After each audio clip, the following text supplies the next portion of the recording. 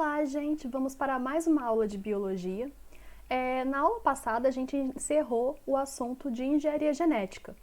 E agora a gente vai iniciar um novo assunto, que é evolução. O que é evolução? É o estudo da história da vida no nosso planeta, de como os seres vivos surgiram, por quais mudanças que eles passaram, né, até eles chegarem ao que eles são hoje. E a gente vai começar a ver as teorias evolucionistas, como que esse pensamento surgiu, né? Mas antes, eu gostaria que a gente deixasse uma coisa aí bem esclarecida.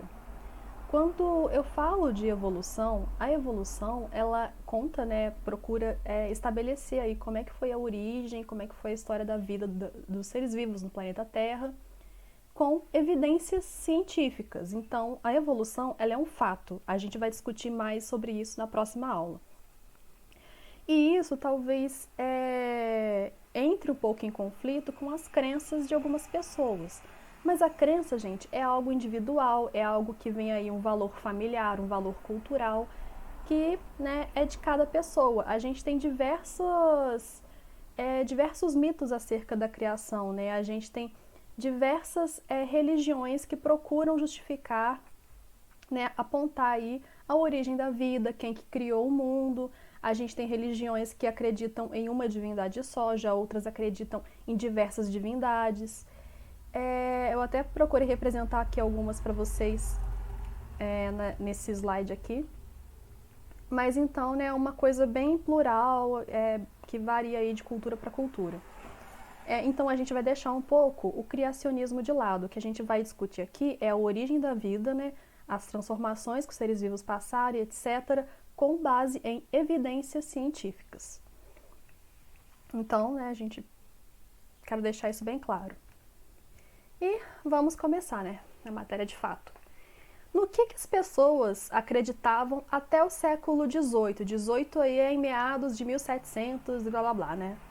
As pessoas, elas acreditavam no criacionismo. Deus quem criou o mundo. Um Deus, né, na visão, o Deus cristão, no caso. Que a maioria, praticamente todas as pessoas, né, considerando aí na Europa, nas Américas, eram cristãs.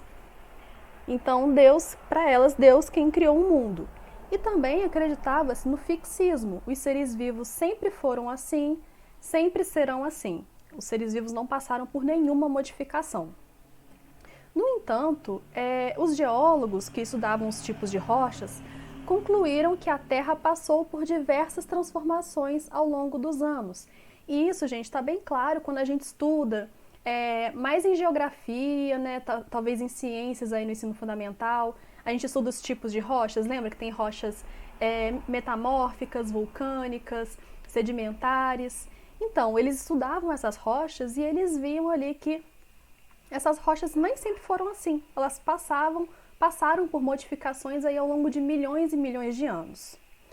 Então, né, começou a surgir alguns pensamentos de que se as rochas passaram por transformações, talvez os seres vivos também se modificaram ao longo dos anos, ao longo de milhões e milhões de anos.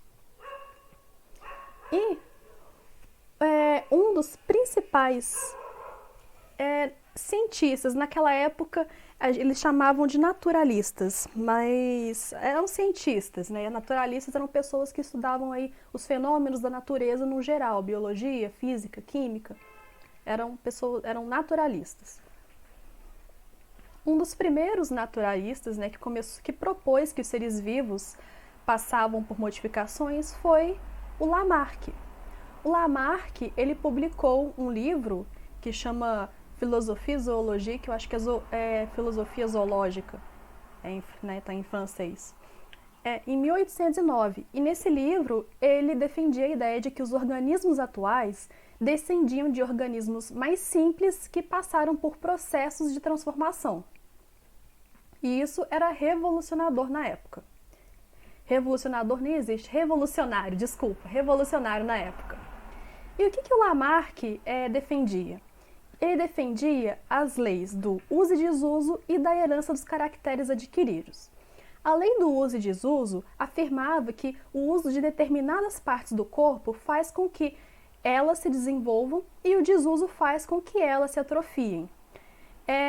Então, aí coloquei essa imagem que é o exemplo da girafa, que é o exemplo clássico das ideias de Lamarck, que propunha o seguinte: vamos supor que tinha, né, aí o ancestral da girafa, e esse ancestral da girafa, ele esticava o pescoço para conseguir comer, né, ali as folhas da árvore, né, folhas mais altas da árvore. Então, nisso dele esticar, eventualmente o pescoço ia se alongando. Ou seja, quanto ele mais usasse o pescoço, mais ele se alongava. E a outra lei, né? As características que os indivíduos adquirem em sua vida são passadas aos descendentes, que é a lei da herança dos caracteres adquiridos.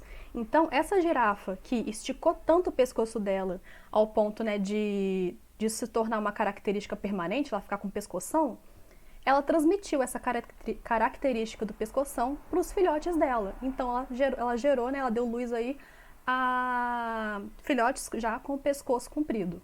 Essa que é a ideia principal do Lamarck. E essas ideias do Lamarck, assim, foram bem aceitas? Foram, mas ainda o pessoal era um pouco cético, né? Acreditava-se ainda no fixismo. Que os animais não, desculpa, os seres vivos no geral, né? Eles não se modificavam. Mas foi uma ideia que ficou ali. E por fim a gente chega a Charles Darwin, que veio depois de Lamarck.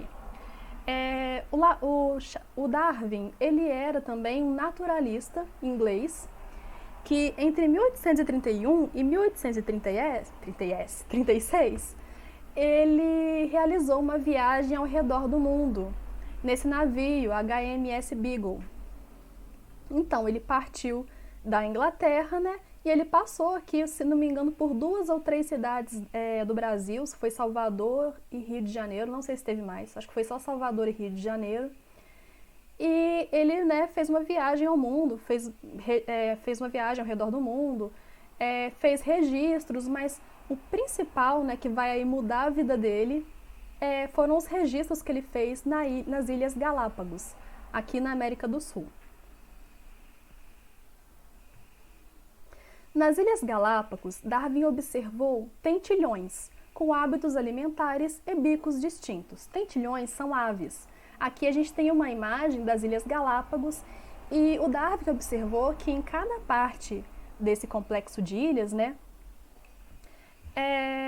existiam tentilhões, essas aves aqui, e elas apresentavam bicos distintos. E cada bico estava associado a um hábito alimentar diferente. Um bico era próprio para poder quebrar sementes. Se não me engano, é essa primeira ave aqui. Tem um bico mais robusto, mais forte para conseguir quebrar semente. Outro bico está associado aí à alimentação de insetos. Outros a alimentações de sementes menores, outros de sementes mais robustas. Então são diferentes hábitos alimentares presentes nessas aves, que são os tentilhões. E ao retornar da sua viagem, Darwin começou a estudar suas anotações e registrar suas descobertas. E o Darwin, ele chegou, né, através desses estudos, ele chegou a 2 teorias. A primeira é a teoria da evolução. Todos os organismos descendem com modificações de ancestrais comuns. E a teoria da seleção natural. A seleção natural atua sobre as variações individuais, favorecendo as mais aptas. A gente vai ver a teoria da seleção natural com mais profundidade na próxima aula, e a teoria da evolução também, porque aí eu vou trabalhar com vocês as evidências de cada teoria, o que a gente tem cientificamente comprovado sobre cada teoria. Então, basicamente, o que Darwin observou nas Ilhas Galápagos, né? Aqui são as imagens dos tentilhões que Darwin observou, e aqui está o complexo das Ilhas Galápagos. Então, o que o Darwin ele pensou? Bem, existem esses tentilhões e provavelmente esses tentilhões eles têm um ancestral em comum. Um tentilhão ali, que era ancestral de todos eles, mas que se distribuiu e se especializou em diversos hábitos alimentares. E por conta de pressão seletiva, que a gente vai conversar na próxima aula, como eu já falei, eles foram desenvolvendo bicos diferentes, né, focando aí cada um em um tipo de alimentação.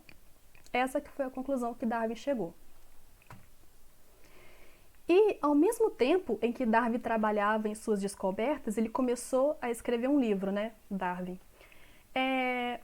Outro naturalista inglês, chamado Alfred Russel Wallace, ele também viajava o mundo, e ele viajou, inclusive, aqui na América do Sul também. Ele viajou, ele fez muitas coletas, muitos trabalhos ali no Rio Amazonas. E o Wallace também registrou suas ideias que eram semelhantes às de Darwin. Anos depois, ambos trocariam ideias e publicariam um trabalho juntos. É importante lembrar, gente, que naquela época, né, século XIX, 1800 e pouco, não existia WhatsApp, não existia e-mail. Então, as pessoas, isso era comum. Às vezes a gente está trabalhando aqui no mesmo assunto, né, dois pesquisadores estão trabalhando sobre o mesmo assunto e chegam a ideias iguais e eles nunca conheceram as ideias um do outro. Aí às vezes, né, fica aquela situação, será que um copiou o outro? Não. Mas nesse caso, o Wallace e o Darwin entraram em contato um com o outro, viram que eles tinham as mesmas ideias, as mesmas evidências e resolveram publicar um trabalho juntos. Então, a aula foi sobre isso, essa abordagem mais histórica das teorias evolutivas.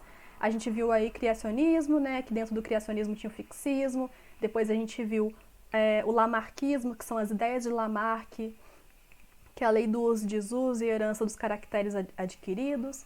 Por fim, a gente chegou a Darwin, que é o nosso foco mesmo, vai ser o nosso foco na aula seguinte. E na próxima aula, a gente vai ver com mais profundidade a teoria da evolução e a teoria da seleção natural. E a gente vai ver as evidências científicas que a gente tem que comprovam cada uma delas. Então, a aula foi só isso e aproveitem que semana que vem vai ser a avaliação trimestral, né? Façam a avaliação trimestral porque ela é importante para a escola, ela é importante para vocês e ela é importante também para nós professores, para a gente identificar onde é que vocês têm dificuldades, né? Em quais matérias vocês têm dificuldades, em quais partes específicas de cada matéria vocês têm dificuldades, então isso é importante para a gente. Aí aproveitem que semana que vem, né, vai ser a avaliação trimestral, então vocês vão ficar só por conta da avaliação trimestral, não vai ter atividade na próxima semana, a gente não vai ter aula. E façam aí, se dediquem à avaliação trimestral, também estudem, façam as atividades que estão pendentes, que eu sei que tem gente que não está entregando as atividades, e isso é importante, né, pra gente, pra escola, para os professores, para o aluno.